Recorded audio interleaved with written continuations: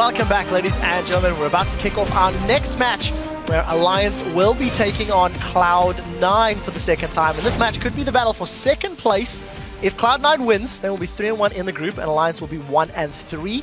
So this scoreline would give Cloud9 a very good chance to advance to the quarterfinals, on the assumption they can take down Kaboom as well. Let's talk about the matchup. Both of these teams going to look to set themselves up as best they can, but Alliance got some much needed confidence after taking down Kaboom yesterday. They're still 1-2 in the group. Freak. Yeah, Alliance came in with, I think, a lot of hype into this tournament. They are a phenomenally strong team. They proved that they are the best team in Europe through the qualifiers, but we're seeing some kind of strange individual misplays here. Nif, his Zillion game wasn't super hot in the game they lost a little while ago. He had kind of an odd build, had no CDR, had no mana regen, was kind of strange. We keep seeing weird item builds come out. I know Crepo and I love to talk about this for people kind of buy weird things.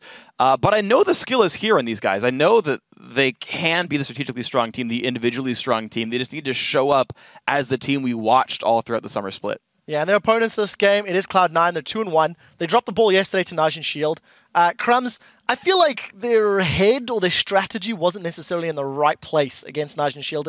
It didn't really work out. My big question mark for this matchup has to be High. You know, we saw him perform excellently against Alliance in the first game with the Syndra pick, but Naj and White put High into a champion that is just not beneficial for the team comp. You have Talon, and Talon is not going to set up the team comp, and he's not going to be able to split against Zed effectively. So as a shot call, you're kind of just like, oh, well, I got to play without really using my champion to the fullest that I can use it to help my team out. So I think that if Alliance, with a redefined idea into their team comp and focusing their bans on High and putting on something that is not going to be a playmaker, he's not going to be able to affect the team, they should be doing pretty well.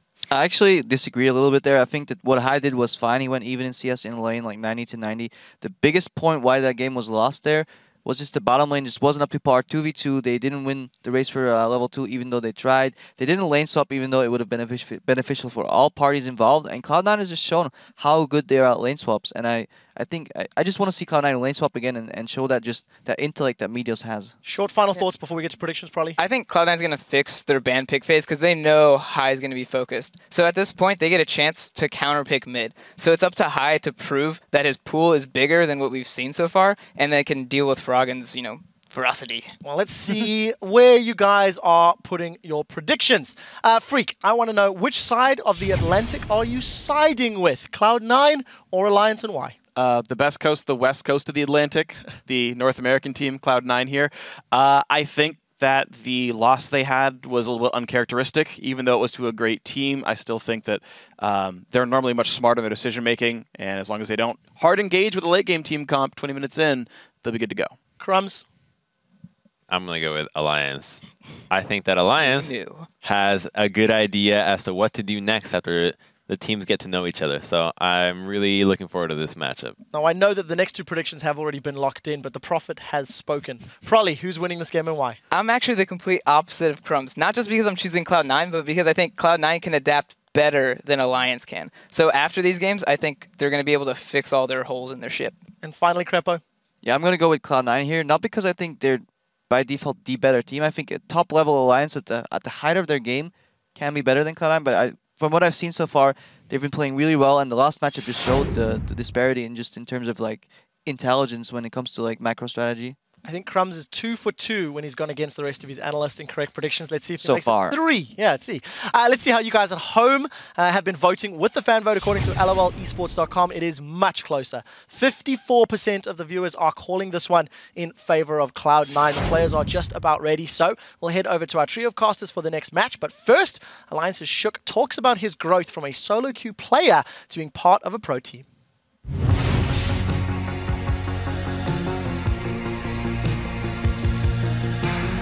I've been playing League since beta.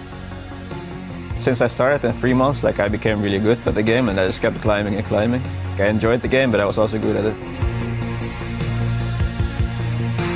I was one of the top-rated junglers in solo queue. I was quite known in high-low, but it was both for my Lee Sin and for my attitude in game.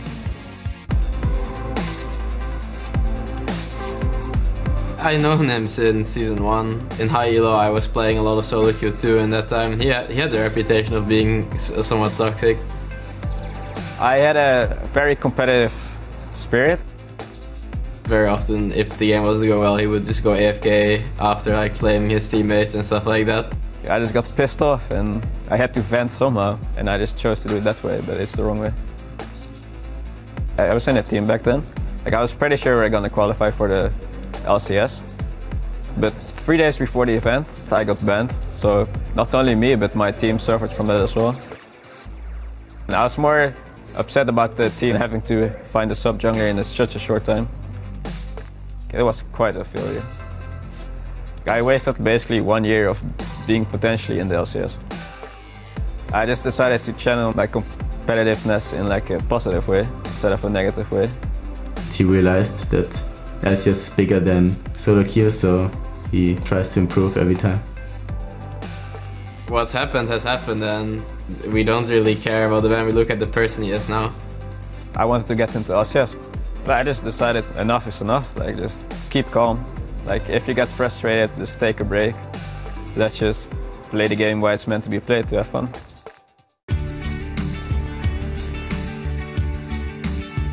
Ever since I saw people play Own Worlds, I just said I want to be there, so I'm gonna do everything I can. I think my expectations of me were pretty high, so when Alliance wasn't really doing that well in the beginning, like, I felt pretty bad because I knew we were capable of like beating everyone. I think here in Europe, he's just so much better than the other channels, so he's looking forward to play against better people who can actually challenge him. And he really wants to show that he's the best. I'm not really afraid to fail. Like, everyone can have bad games, and it's just something that happens to everybody. Like, no one is perfect. Right now I respect the Korean teams the most because they've been looking the best to me, but I see some flaws in their play. Like, they make mistakes as well, so if we can capitalize on their mistakes, I think we're gonna have a shot. Despite the rough path, from amateur to #1 in LCS, I feel like that's quite an accomplishment. I'm glad I'm in Alliance, and I'm looking forward to what the future brings me. Really great to see how Shook just basically turned his entire career around. Yeah, and something that needs to be done as well if he wants to play in the LCS. So they still need to win this game, though. Well, it is an important one, and I'm sure the crowd here is definitely ready for this rematch between the top teams in the European and North American LCS. So let's get straight into the starting lineups. On the blue side from Europe, it's Alliance with Wicked in the top lane, Shook in the jungle, Froggen in the mid lane, Tabsy AD carry, and Nif on support. Yeah, and on the red side, it is North America's Cloud9. Balls in the top lane, Meteos in the jungle. A lot of eyes on High in the mid lane as well, with Sneaky and Lemon Nation. And Lemon Nation's Notebook on support. And we can't put it by Alliance that they just saw their compadres fall farther in their group. Pressure on Europe to really perform now. Yeah, no doubt about that. I mean, SK, of course, already sent home. Yeah. Not looking good for Fnatic. I think Alliance, you know, coming in as the #1 seed from Europe, they're big hopes on them, but Cloud9 is a very scary opponent at this stage. Already beat them once and convincingly. Yeah, and since we're all still kind of recovering from the last game, it's hard to wrap our heads around the fact that this game is just as important, right? If Cloud9 wins this game, they will need to defeat Kaboom to basically guarantee their way out of groups, whereas if Alliance wins this game, they're setting themselves up on a collision course for a tiebreaker with Cloud9 for that next spot. It's just as important as far as losing, dropping out of everything, and winning and still having a chance.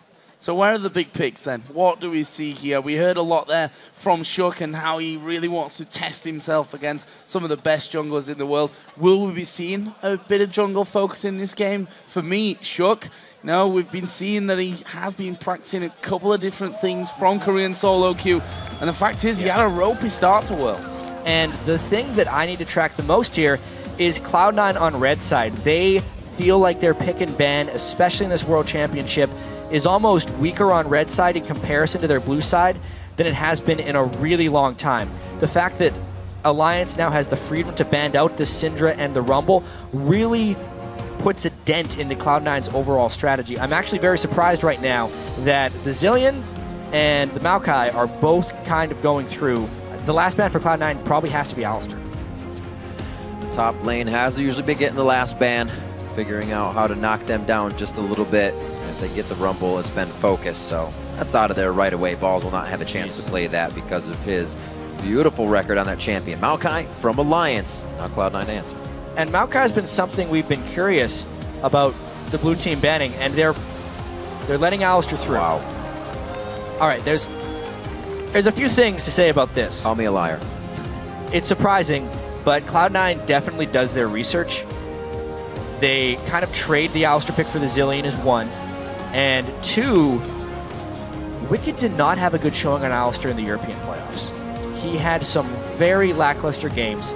Balls is a talented Mundo player who can split lanes with Alistair, but yeah, when we see Alistair go through, he's usually a force. I'd agree with you in saying that Wicked wasn't exactly a superstar Alistair player that we saw from him. However, he does have a 100% record with Alistair. They still won the game. 0, yeah, exactly. And whilst his individual performance may have been needing some touch-ups, you know, he's put a lot of work in. We were talking to Alliance and they said, Wicked has really stepped it up this time, you know. After his performance where he openly said himself, I played terribly at playoffs. I need to step up for Worlds. And he's done that if you look at the hours he's put in practice. The question is, can he deliver in a big game like this? Looks now for Alliance, and I'm interested to see what comes out in the jungle because Kha'Zix has been banned. Are they going to do it? Been banned. He's going to pick Rammus. All right. Wow. Awesome. Did it. So, I should have pointed this out earlier, but I pointed out in the first Alliance vs. Cloud9 game. Cloud9 targeted Shook with bans. They took away his Lee Sin and Kha'Zix, and I said he may break out Rammus if his two main junglers are banned. In the first game, he picked Elise, did 3% of his team's damage, did not complete a big item, and had a horrible game. Rammus is his most played champion in Korean solo queue by a wide margin. 30 games, the next closest is 10. He goes Sightstone and Spirit of the Ancient Golem with Moby Boots home guards and ganks straight through the lanes. Just had a call from Season 1 and they want their lineup back. Alliance going with a pretty old school set of champions here. Of course now back in the, I don't know if we can say it, Rammus specifically is, you know, back in favor. Certainly for Shook he is, and he's been one of the junglers that has changed things around this year. Played a load of Riven mid-season in the summer split. Yeah. For Cloud9 though, let's focus on theirs because they got the Zilean Lucian from the first two picks. They take Ryze and Jarvan for their third and fourth. Very interesting lock-ins. We can see why the Syndra and whatnot going out. Shook wanting an easy path. Also doesn't want to ride an equalizer right into the fight. But Meteor says if that's going to happen, I want to single you out with the Cataclysm. So the Jarvan gets bucked up for him. Not something very played by him, and actually not during the regular season at all. And there's also not much sadder than a Rammus going about 500 miles an hour getting stopped by Rune Prison. Yep, that Ryze and too. then get a bunch of damage jumped down on Get slowed by Zilean if you can get out of it. He's going to have to be really creative with the way he initiates here. Well, if there's enough chaos from a Froggen on Ahri, maybe that's the case. If they really wanted to go old school, Anivia Corki. Why would they pick Corki? We've already got Cogmore in there. I mean, Irelia certainly fits that mold.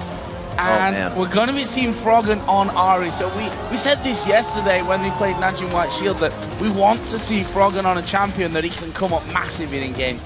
Ahri could be that champion for him. He had some really impressive games on Ahri in the European playoffs. He actually did a very strange Ahri build where he rushed cooldown boots and then a Fiendish Codec and was basically using it to get off the quickest roam ganks possible and just increase the frequency. But you can only do that if you have absolute command over the mid lane. So it will depend on what High takes and whether it can provide a lot of pressure. What? They would. You could Dark Binding of Rammus as well on the way in. They switched this up on us in the last second. I was thinking they had not picked their mid lane yet. And they end up going with Morg. I was just penciling that in as a support Zilean because I haven't seen High play it much. That's going to be very difficult for Froggen to roam on once Zilean gets a few points in his time box. Well, we were wondering how these games were going to play out. The first one between these two, quite slow. Would anybody bring out aggression? And I don't think there's a way to go slow when you pick Rammus. Well, Zilean can certainly slow you down. This is true. Morgana's going to stop you chasing into the team. Ryze has got the similar thing. Even Jarvan has to go a little bit more aggressive to knock you up and stop you getting in there. We also saw, by the way, of course, Nif getting his hands on Alistair. And we said that Nif's game yesterday on Zilean wasn't the best showing that we've had from Nif. And Alistair's a champion where you've really got to be on your game. Yeah, there was a lot of fake outs from me. I don't know if Cloud9 and the Alliance actually got faked out, but I was a little bit tunneled on the Alistar top lane and the Zilean on support because that's what we'd seen most of from these teams. But now I'm excited for the difference picks we saw here. Well, I mean, that last game is definitely a difficult one to follow, the Fnatic versus OMG encounter, but we'll see if these two teams can match it. And as the players load in, who do you guys think holds the edge in this match? Tweet at LOL Esports using the hashtag ALLWin or C9Win, and we'll check out your votes during the game. For me, tough one to call, just based off past experience that we've seen so far at Worlds. I got to give the edge to Cloud9, but we're going to find out as we get into game. And past experience that we haven't seen. See if Shook can write the book here on how to be Rammus at Worlds. He'll be locking this one in, and he'll be rolling around the rift trying to create opportunities for the team. How will Cloud9 get in on this? Does the warding change kind of when you're playing against a Rammus? I think so. Warding deeper, you have to be safe? I think you have to ward a Rammus once he gets his mobility boots, more like you would ward a Rengar, because he's going to be coming straight up the lane, most likely, instead of through the river.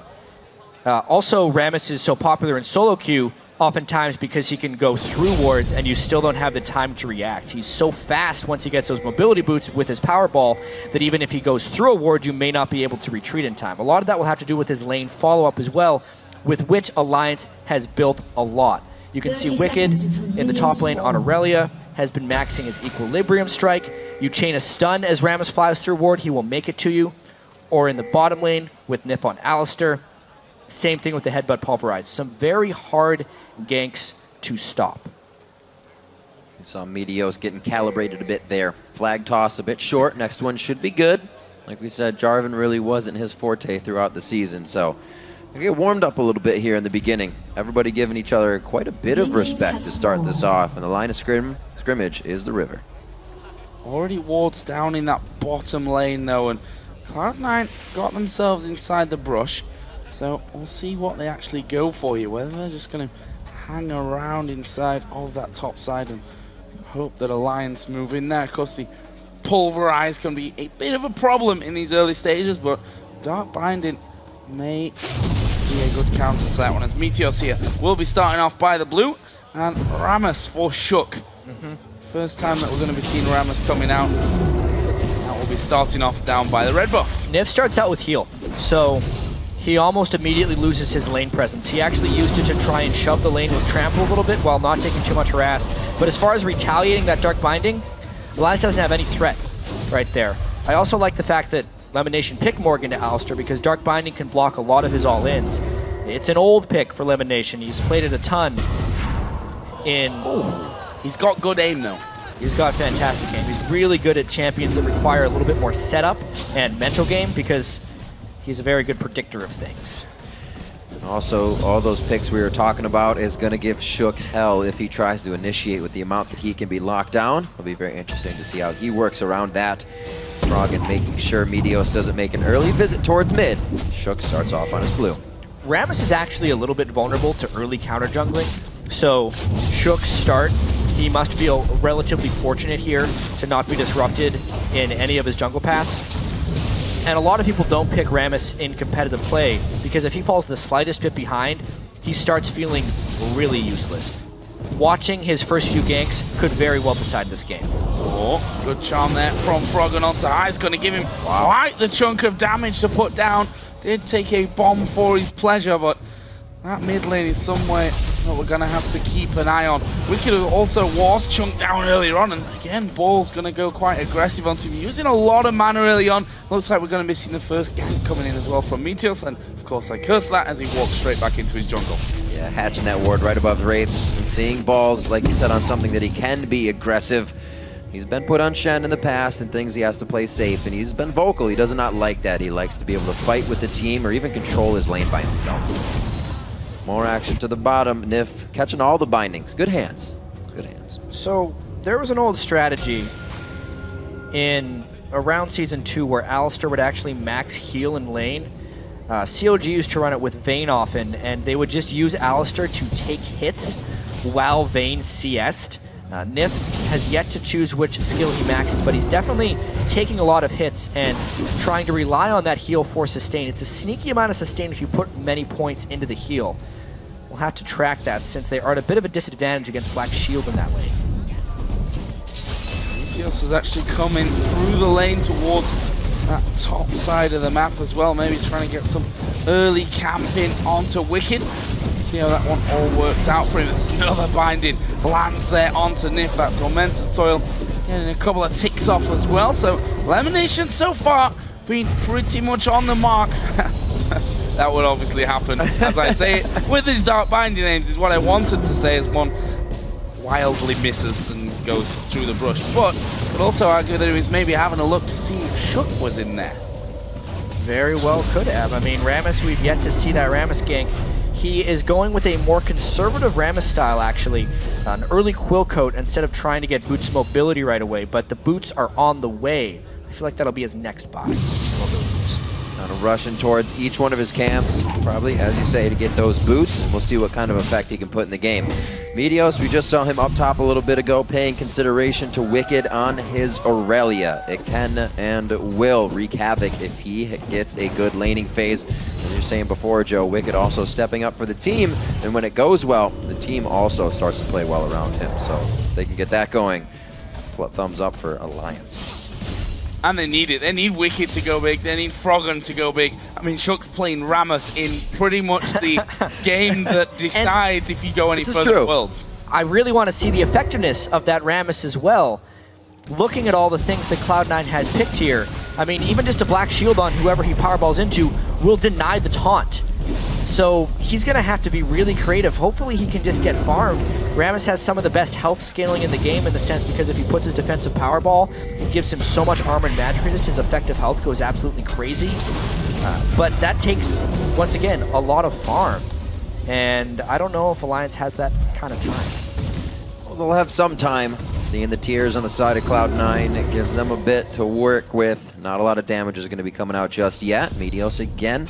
Consideration towards the top lane, and Wicked, he's not liking the situation. He's going to go ahead and hug Turret because he's got a real nice push on this wave. And this is kind of an old version of how to beat CLGEU, you know? Camp that top lane, catch Wicked out of position while he's playing his Aurelia. That's what teams did to try and take down the old CLG team, and honestly, why not? I mean, it worked back then. I feel that Wicked, you know, he's going to be ready for something like that. He's playing this one very safe as Froggen just flashes a charm by height, and again, gets the bomb back on his head. Definitely seen out there. They have the idea of where Froggen is. That means Wicked now goes aggressive. Before he was playing completely passive, but that instance of knowing where Meteos was, he wants some damage. Really good damage too. It's the Sheen Rush for Wicked. It's something he's been relying on. He gets such good damage trading with his Equilibrium Strike plus the Sheen proc from his auto attack just to burst him down, and Rise is a very vulnerable little guy up there early on in the game. Well, we've yet to see Rammus come rolling out of the jungle, and he's going home again. 37 CS he's got. He farmed really well. Farming, six, a lot of farming in there, and will come back in with those boots of mobility. So this is where he can really get going. He kind of pulled the Meteos on Meteos there, where instead of trying to pull ganks early, he just did a bunch of farming while he relied on his lanes not to die to ganks, and then outpaced the enemy jungler. He did hit level 6 first, he has more CS, he's got his boots of mobility first, whereas Meteos is still clearing jungle. What's his focus? Every lane can supplement this crowd control that he brings as well. Stuns from all, charm in the middle. Looks like he'll go back for blue to make sure he can get power balls off more. Actually, he's going to give this one up to Froggen, as usual. Didn't think Froggen was going to have time to step aside. He has time for everything. Wave pushed up in this bottom lane, looking for these guys to hit 6 as Sneaky's done that first. And it looks like they're going to pay Balls some attention here as he hatches that one. He's sitting on a ward. I'm a little concerned here why Shook is trying to gank through the river when Rammus ganks so amazingly through the lanes. Bit of wasted time there for old Rammus.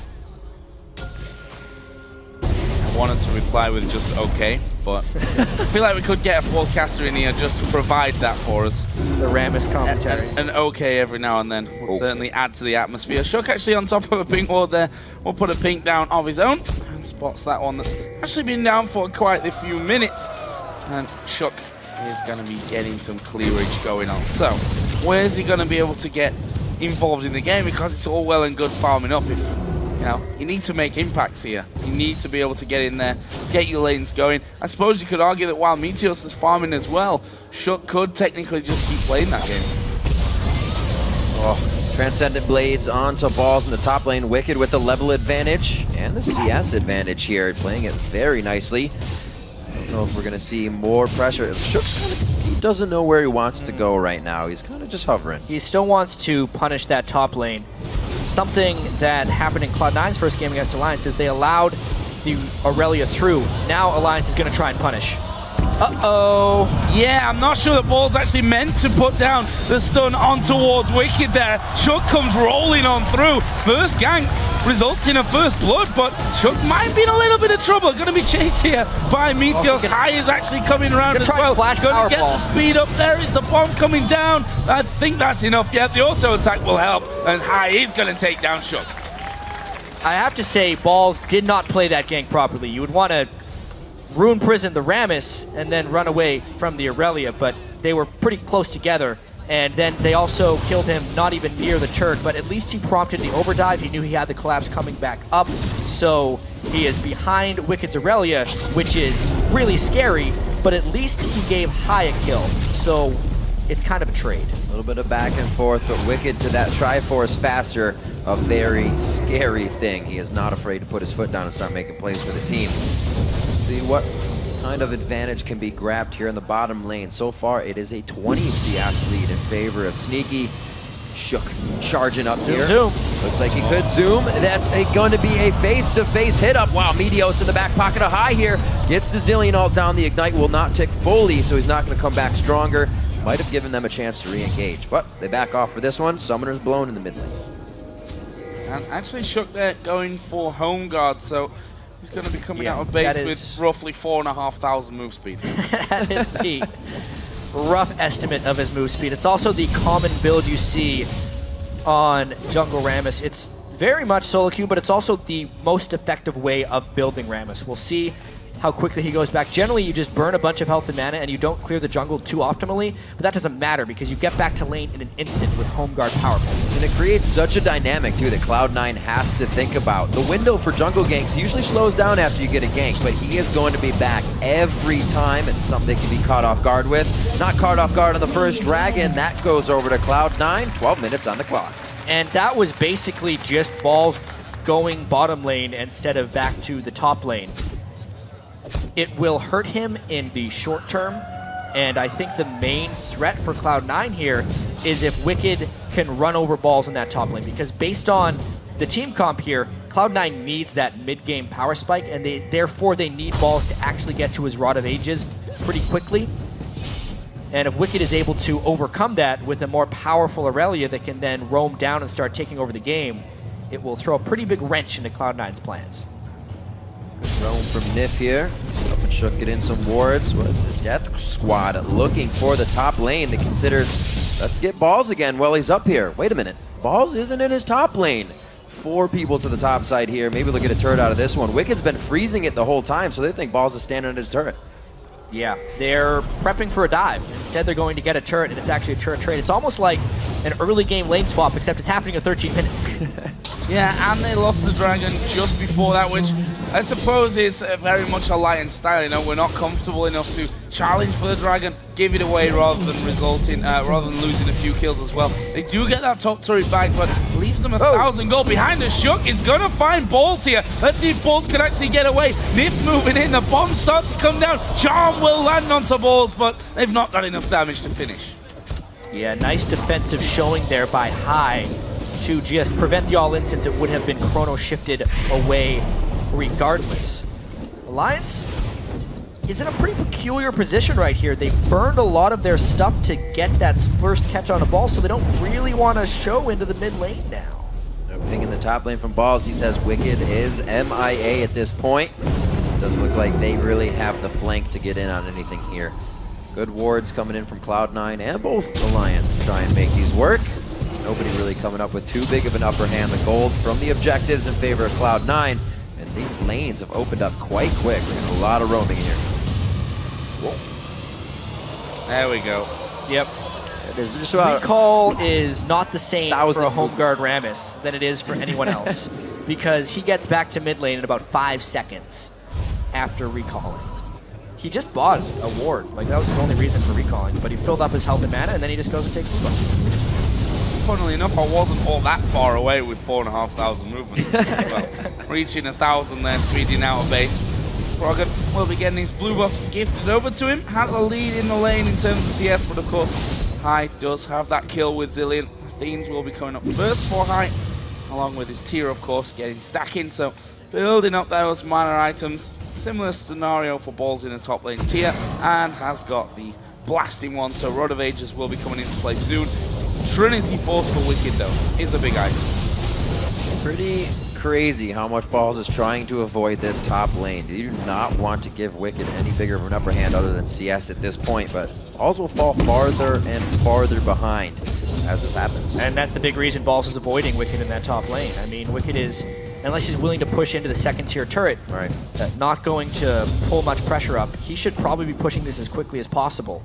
However, he actually doesn't know where Balls is. He's hoping that he's denying him CS up there. Balls is just willingly denying himself. It's a potential danger, actually, because he is still going to fall behind in experience and gold. He's now 2 levels behind Wicked. Oh, Shook might be in a little bit of trouble here. Although, there is a ward down. So they spot Cloud9 coming in. Cloud9 do get that vision down. And know that they need to be careful now on this bottom side of the map. There is the binding actually giving the position away. Shook says, you know what?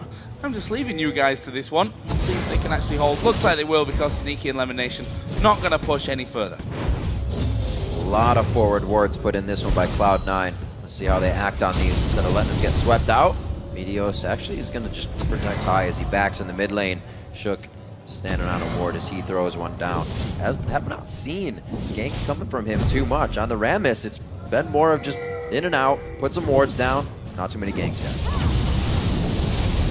Yeah, and with the Sightstone now, he's really heavily involved in vision control. Was not able to impact his lanes that greatly. However, the one lane he did impact was impacted in a very huge way. It's the largest discrepancy we see in this game. And you can tell Balls has to 100% avoid Wicked. It's a huge amount of map pressure lost. And if Wicked can make it down to this next Dragon fight, it will be very interesting. Well, they are starting to move in. More wards cleared out by Meteos and Lemonation. Bottom lane is pushed up, though, in favor of Alliance, so they can choose to get a bit of free turret damage. Wait until this next dragon comes in. There is a nice little binding through into the brush, which will catch directly onto Shook. Alliance deciding actually not to follow through on towards the turret. They do, however, have vision of Meteors coming down. Wicked throwing in a Giant's Belt after the Triforce. Both him and Tabs now have that finished up. So this Dragon in 30 seconds. Some nice item spikes there. Sneaky getting his Infinity Edge in as well. So a lot of lanes staying close, barring that top lane. Good trade back and forth. Froggen, we're out even. And Wicked is just so strong right now. Even if there's evenness on other roles, he could completely turn the tides of this fight. It's all eyes on Wicked for Cloud9. How can they avoid this massive Aurelia that actually has a lot of health with the Giant's Belt and be able to continue to contest objectives? Well, we're going to find out here as that Dragon does come live. Wicked actually headed to push the bottom lane out. We are seeing blue buff about to be given over to High to aid him in this next fight. Alliance certainly have positioning on that one, and Lemonation there stood right on top of a ward, will allow them to see that binding coming through. The charm almost landing there, but didn't actually connect. And Alliance, they're moving for this bottom tower. Even on the bottom side of the map, Wicked getting free farm. Now Shook and Nif joining him. Froggen will be there as well. How are Cloud9 going to react? A nice minion wave in mid will be able to split open the map for them. Cloud9 made some pretty critical mistakes in their loss to White Shield yesterday, where they had a mid-game disadvantage, but they continually forced fights. Right now, their mid-game disadvantage is against the Aurelia, so everywhere Aurelia goes, they're trying to avoid. However, Alliance did beat them to the spot.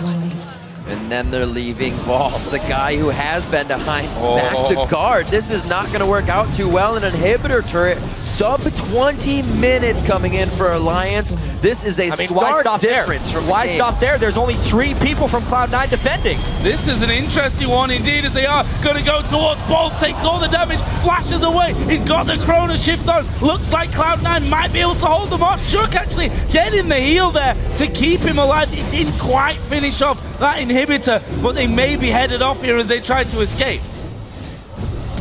Hopefully buying some more time for themselves. Froggen flashing already with the Spirit Rush down. That's 1 to 2 lockdowns. They could be cleaning this one up now. That's going to be Sneaky picking one up. No. Oh, yes, he does. He does grab one. Transcendent Blades coming off from the side here from Wicked. He throws a few out for the fans. He does get a kill for himself. What a strange series of events there. Cloud9 was opting into the trade, and then they kept 2 people around for a little bit longer. Now they think they have a free dragon, but not everything in League is free. No, big grouping. Here comes Shook as well. They're going to go in towards high. He's got his ultimate back up though. Bomb on Wicked said Meteor's actually going very, very low, but where's the focus here? Everyone's low, but no one's down. Sneaky finishes off Nif. Shook's going to fall low, will be able to roll away. Wicked went super low as well, and you have to feel that Alliance could have done better with that scenario. Something you have to keep in mind when you're running Alistar and Rammus is it is an incredibly low damage combo. So that's why that fight didn't go this way. We'll take a look at this fight once again though. Black Shield, super critical. Shook was trying to flash for the taunt, could not get it there. And honestly, Chrono Shift against a low damage team is remarkably efficient. Despite it being a 3v4, they could actually hold off Alliance. Alliance put a lot of investment into the inhibitor turrets, which is one of the reasons they didn't win that fight as well. Obviously the collapse here, Froggen flashed away early. Meteos ulted on for the secure. He had to flash out of his own creation because he was going to take too much damage, and Cloud9 was able to pick up a few kills. If they aren't punished for that open inhibitor, it was a great trade for Cloud9. Alliance is going to continue to trade turrets though, and it may be a bit too much to bear for Cloud9. A bit too much indeed. You see Lemon Nation saying we need more damage. Needlessly large rod after his Sightstone as well. They are trying to be able to put out the power in these fights that alone Wicked is pretty much bringing right now, and the rest of the team is just going to scale up later. Tabs waiting to get to that point. These guys are going to be ferocious come another 10 minutes. Cloud9 really does not have an answer just yet. Lots of pink wards. That's really all they got to defend with. Yeah, but 6 turrets means their map pressure is slim to nil. Cloud9 with the Zillion wants to accelerate this game, but at the moment, because they are down 6 turrets, they're pushed into a different mindset. Meteos is caught. And he's dead. Tabs will pick up that kill, and a nice little bait using that pink wards to try and lure them in. Cloud9 thinking, okay, we can get rid of that ward. Actually, there is High going to get caught out. They leave him up here. Wicked's going to keep chasing him down. There is Rammus rolling on forward. Decides not to go too far, though. And that was just a nice catch by Alliance. It's what they're going to continue to try and do. Ward control in the jungle of Cloud9 and get the small pickoffs. They're very careful about that Chrono Shift from High, and Lemon Nation is also being very careful about his Black Shield placement. Eagle Eye Dark Bindings to come out, saving his life there along with a Black Shield. Sneaky and Balls trying to be a 2-man team as they push down the mid lane. Those turrets they have already dropped though, but they can't afford to spread themselves thin right now. It's going to be the buddy system as they have to clear out some of these wards. Alliance is left behind. Slow play right now from Cloud9, but not the case for Alliance. An entire split, an entire year for them to really produce this type of team, and it was shaky at the start coming into World, but definitely showing up. Right, when we look at Alliance's story as a team, they had a very slow start. It took them a while to learn how to play as a team, but also to play against their opposition. They built the team, though, to succeed at Worlds. Yeah. Now, at Worlds, you don't exactly have very long to adapt your opponents. Their first round in this group, not a luxury. They went 1 and 2. They have to adapt now if they want to make it out of the group and find victory where they previously found defeat. Well, let's see here. Froggen trying to get the cash onto High inside of his own jungle once again. Didn't quite get in there. Meanwhile, Sneaky quite happy to just push through. He's going to be taking the 4th turret of the game for Cloud9. And we're 23.5 minutes into this one, and 10 turrets are down already. Well, there are a few turret kills in the last game, so maybe they're taking cues. We'll see if this one ends a little bit faster than Fnatic versus OMG. It's just as close here, though, in the mid-game. I do wonder how Alliance is going to find the right type of picks, because the Chrono Shift and the Black Shield are big blockers for Alliance trying to find the right kills.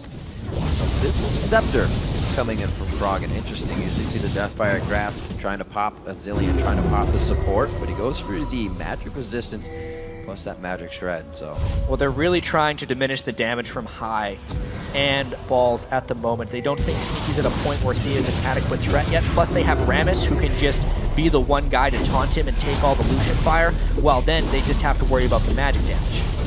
And with that DFG, High's just going to ulti whoever gets hit with a DFG as well. So we'll see how this one all works out.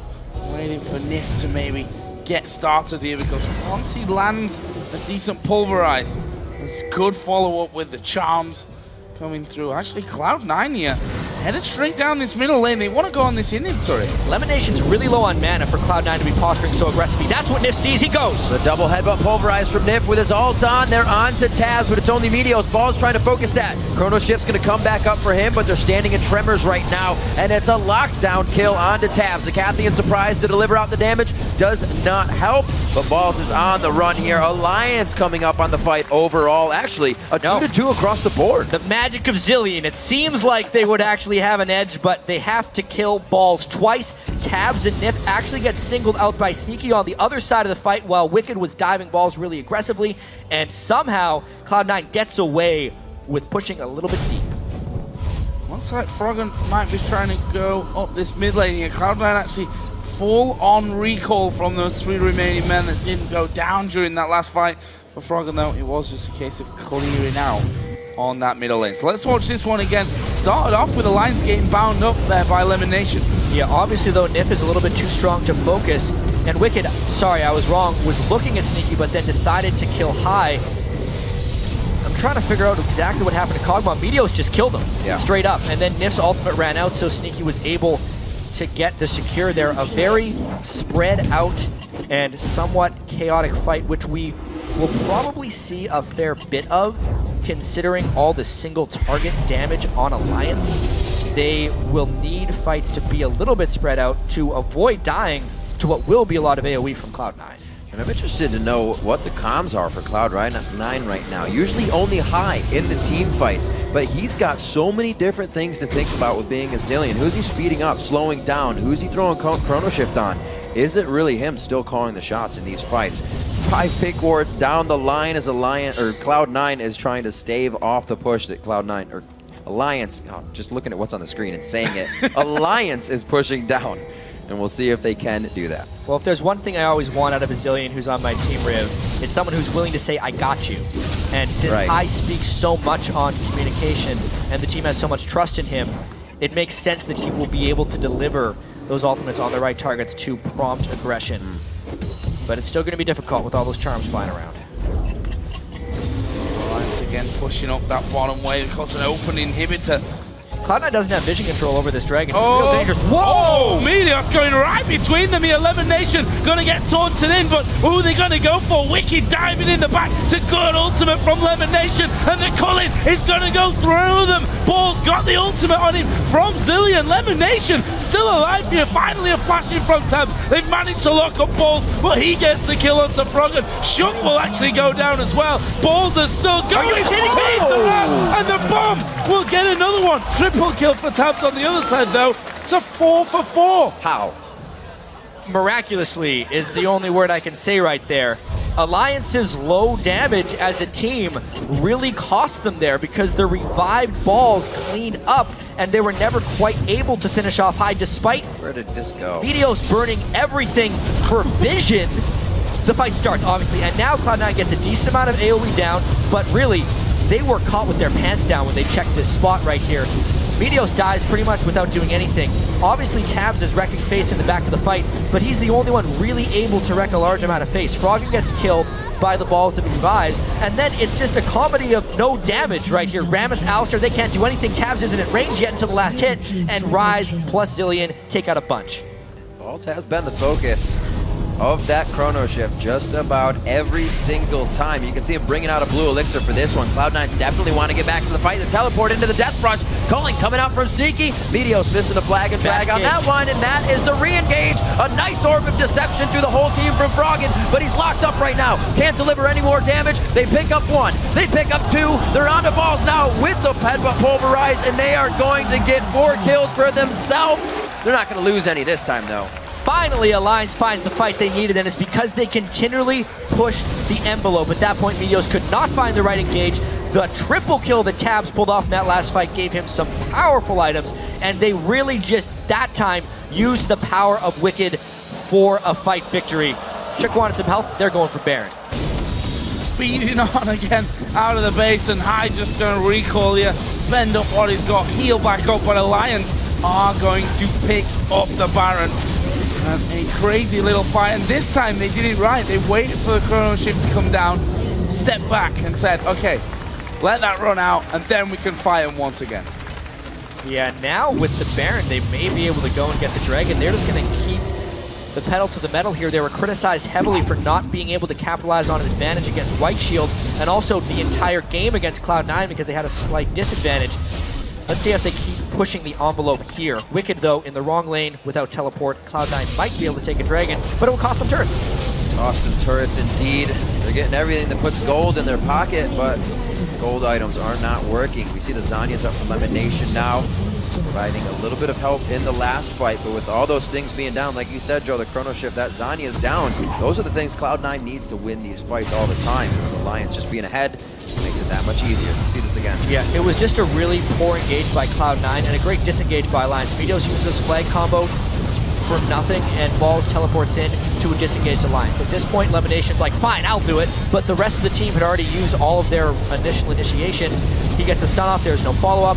In the back line is a whole bunch of pressure from Alliance, what is becoming a very strong tank line of Wicked plus Shook, Aurelia, and Rammus is a little bit too much to deal with for Cloud9. Sneaky can't clear out those champions just because of base stats, and they've stacked enough MR that the Balls, Rise, and the High Zillion can't get it done.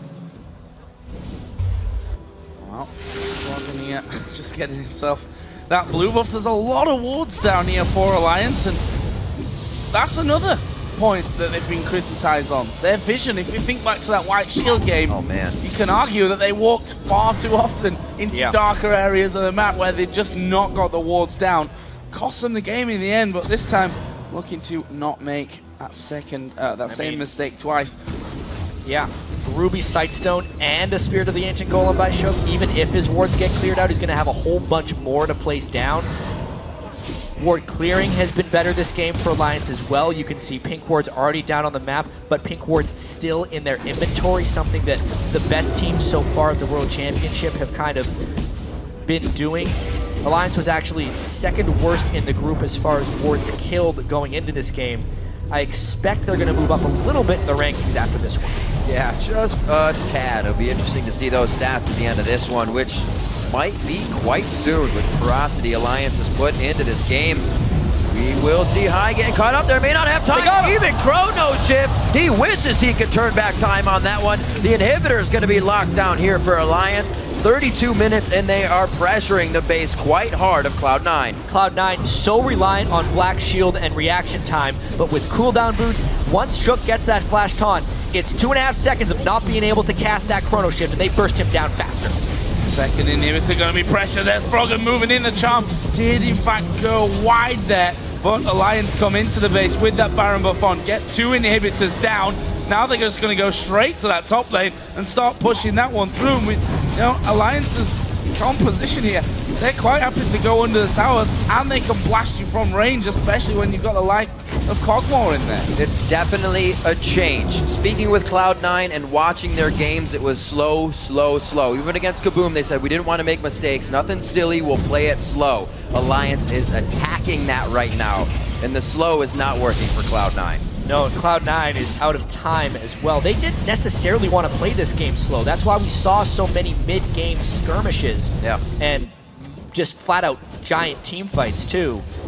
But they lost the fights. Alliance was the victor, and they, with 2 inhibitors down now, are in prime position to end this game in the next few minutes. Let's take a look at this last flash taunt. It's just something High didn't expect.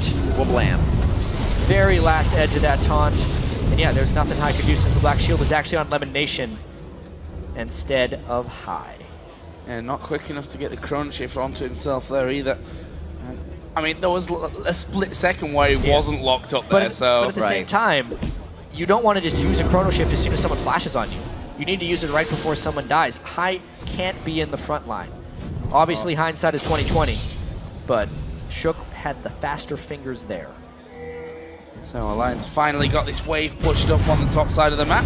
Shook actually just going to walk on straight into that minion wave, and actually should get behind or away from his minions there to stop that bomb just wiping out that entire wave. without that, I think Alliance still going to be playing this one cautiously. And I will say, just a great job of Alliance to stack magic resistance. They've been playing these fights perfectly, almost ignoring the magic damage threats because of their items and being able to get sneaky in positions where he can't deal that much damage. It's worked wonderfully. Wow. That graph really telling the story of this game. Very, very close most of the time. Being in Cloud9's favor as well, that gold lead, but a big swing coming in for Alliance as Nif just threading those super minions up through the middle lane. They've actually got super minions going on to the Nexus turrets. They might have to give this one up. Wicked with the Guardian Angel, not afraid to go in on this one.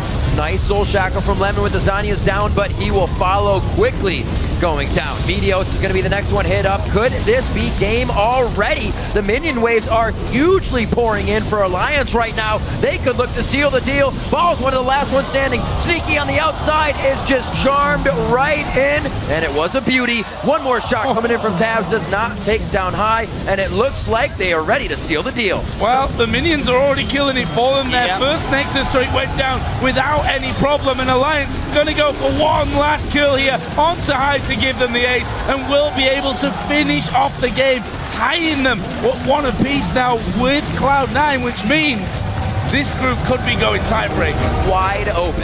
It was a very impressive performance there by Alliance. They played crisply, and they also played quick.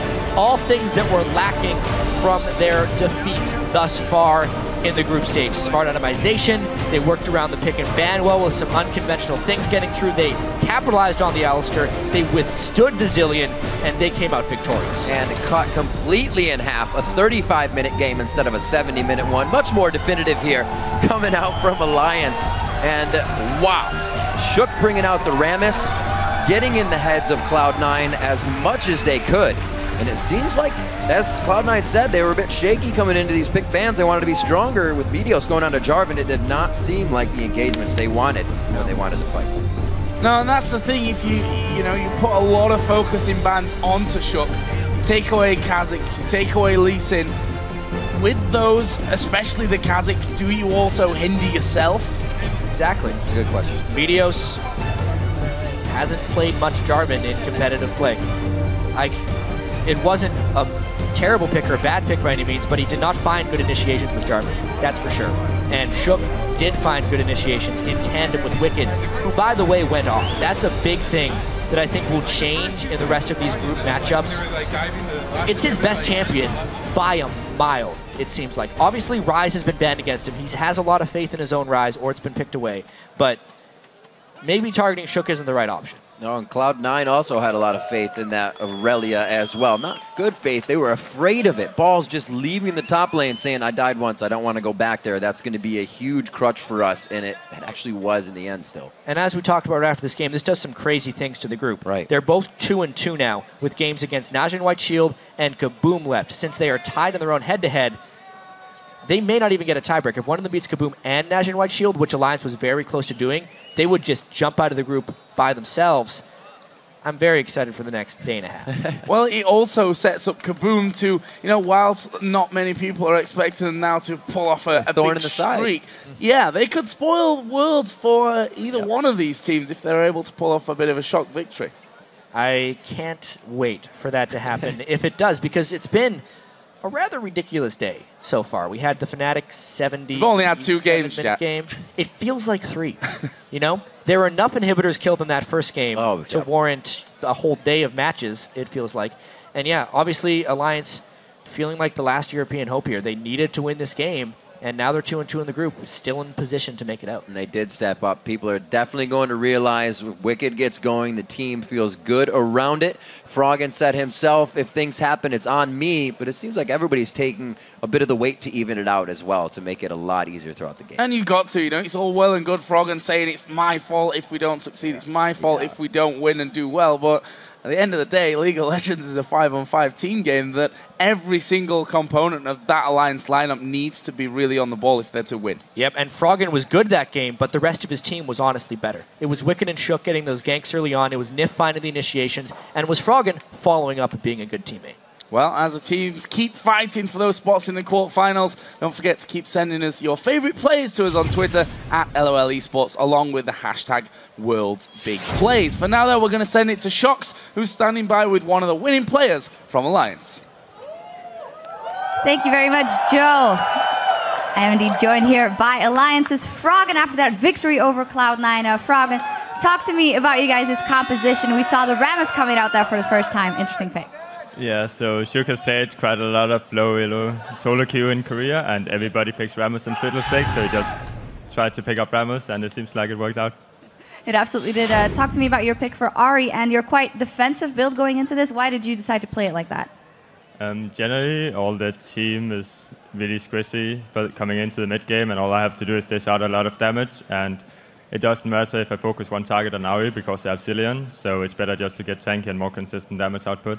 And it also reduces everybody's magic resistance, which means Kog'Maw can deal a lot more damage. So it's just overall a really good build, I feel. Yeah, great build, great strategy in this game overall. Tell us a little bit about what happened in the first days here, not the Alliance we're used to seeing. Yeah, we had some problems with our team compositions. We picked team compositions that's really out to play correctly, and this game we tried to pick an easier composition, and we got some really OP champions, so it worked out better. How do you reflect on that personally? Because, of course, there's so much hype coming in and people saying Froggen is a real deal. Does it matter to you in the end as long as you get the win? It doesn't really matter to me in the end because, like, this game, like, Rammus and like Shuk and Wicked played really, really well. They had really good synergy, and I just focused on shot calling instead of actually trying to make plays, even though I have a playmaking champion. So I think it's just overall the synergy in the team that needs to get going before we're really good. Well, you talk about it needing to get going. You have Najin Wild Shield rematch coming up. That is so crucial for you guys. Will you be able to catch up in time? I think we showed that yesterday, that we could challenge them really hard. We just have a few things to fix, and then I think we could drag a victory back. All right, it'll be a fantastic matchup. Thank you very much. Congratulations. Thank you. All right, and we're going to break down that game further at the analyst desk, and I'm sure our guys have a lot to say about it. Thank you very much, Shox. Yes, we do have a lot to say, but first I just want to say 2 for 2 on the day. Crumbs goes against the rest of the analysts. That's right. Both predictions and gets them both correct. I'm so happy I'm wrong. Yeah. I'm glad you're wrong too, just for what it's worth. But it's worth pointing out, Crumbs I'm glad I'm right. I am too. He is the most successful player on this entire analyst desk. He's the only team to win a series in the NALCS playoffs. Oh. So I gotta say, of course he's right. Good on you, Crumbs. Well, let's talk about the game. Start with picks and bans. Rammus pick comes out. We've seen it twice this year from the Europeans. Once when Wicked actually played it top, and once when Diamond Prox played it against Fnatic. Not really competitive. Crumbs, I know you played it last year, if memory serves correctly. What did we think of it? You said competitive. Well, I like to see the Rammus. I like the Rammus, but I did not like to see the Jarvan from Meteos. Now, what tells me seeing that Jarvan pick means that when they early picked Zillion, right off the bat, they're already committing to a mid lane Zillion. That's because you're taking Jarvan because you want a physical jungler while having 2 magic lanes. So you have Ryze top, Zillion mid, really heavy magic damage. If you take an Elise, the other team can really itemize just full-on MR and kind of negate 3/5 of your team comp. So they kind of stuck with the Jarvan in that regard, but I feel like they should have put something else. Like the Jarvan is just, it's such a hard champion to pull off, to be honest. Against Alistar, out of all champions, he can literally combo every ability that you have. And when you go in, he combos on your backline, and there's no way you make waves as big as he does. So, Crepo, I like the Morgana pick into a lot of the single target CC from Cloud9. Picks and bans went out that way. The game felt like an extended laning phase, but Alliance seemed to have the strategic edge this time around, pushing around the map. Do you think that's true, or what's your opinion? I'm not even sure. I think the early game, both teams had good responses to what was going on, but I think what the key factor that broke up and opened this game was a dive on top lane. Basically, getting Aurelia ahead, getting Shuk the necessary kill he needs, because if he sits on that build without getting any advantage ever, he's going to suffer through the mid to late game. Diving, if you saw that balls, he just left that top lane. After the dive, he could never go back. Cloud9 was playing a very, very tower-focused game initially, and then transitioned into a dragon. Sure, and Ball sacrificed himself, but Wicked got so big that he was impossible to ignore in the teamfights, and I really think that play, that single play, is what basically tilted the game for Alliance. Freak. Yeah, I really agree. I really love these dive-focused junglers. We see a lot of teams who want to play a very slow early game. They wait to 50 minutes to do anything. But we've seen how darn good Alistar is. Hits level 6, dives turrets forever. We've seen Rammus, even with rank 1 ball curl, can just dive turrets and tank a bunch of shots and not care about it, and just set up these lanes for advantages. And I love these jungle top synergies where they get the one-on-one kill, that matchup snowballs, and it's oftentimes so hard to gank top because of the position on the map that lane is in. You can't flip the matchup back a lot of the time. Crumbs, I see you get very excited. Yeah, this is really exciting. So the entire game, Meteos is really trying to counter gank a top lane gank from Rammus, and Rammus never shows up. And he goes, I think, twice and then gives up on it. He's like, okay, you know what? I'm going to triple ward top. So he had a ward in river, a ward at Tri, and a ward at doubles to protect the gank from Rammus.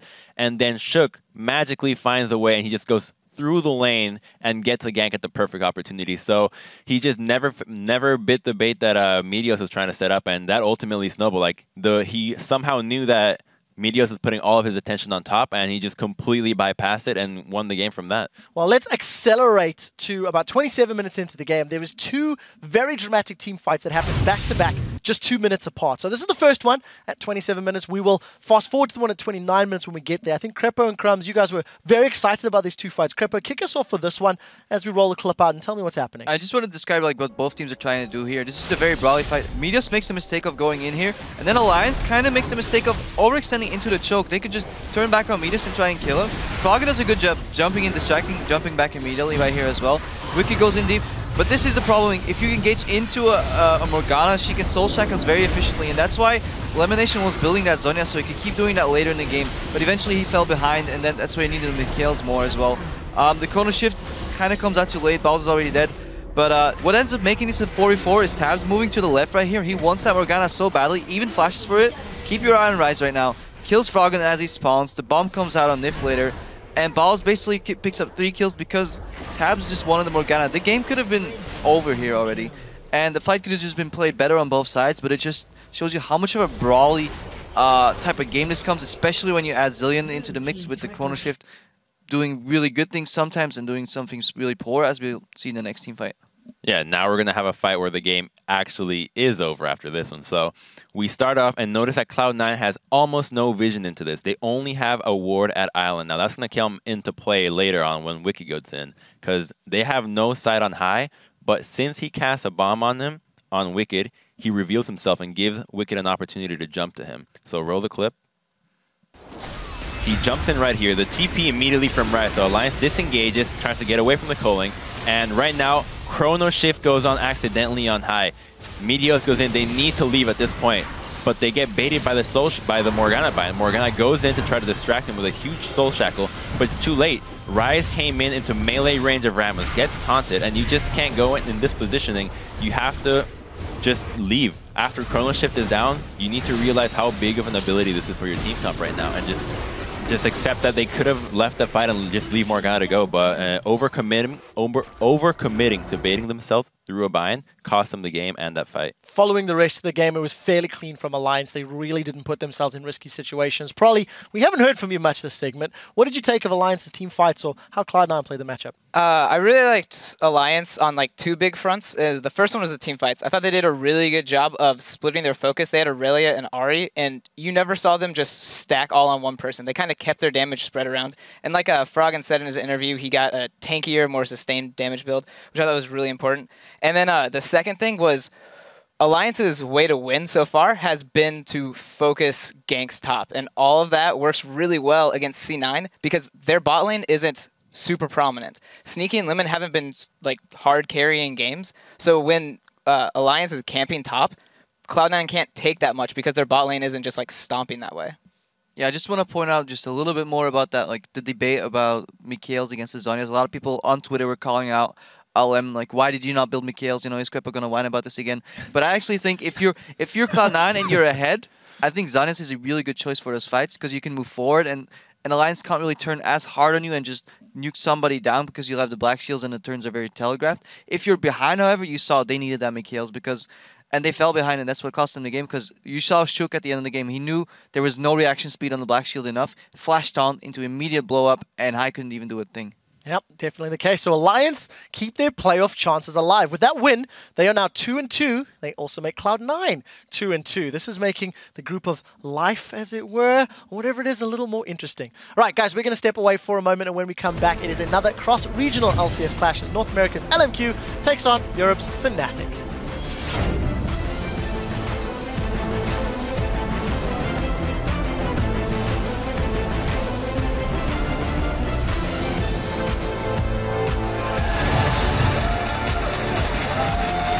They managed to lock up Balls, but he gets the kill onto Froggen. Shook will actually go down as well. Balls are still going. Are you kidding me?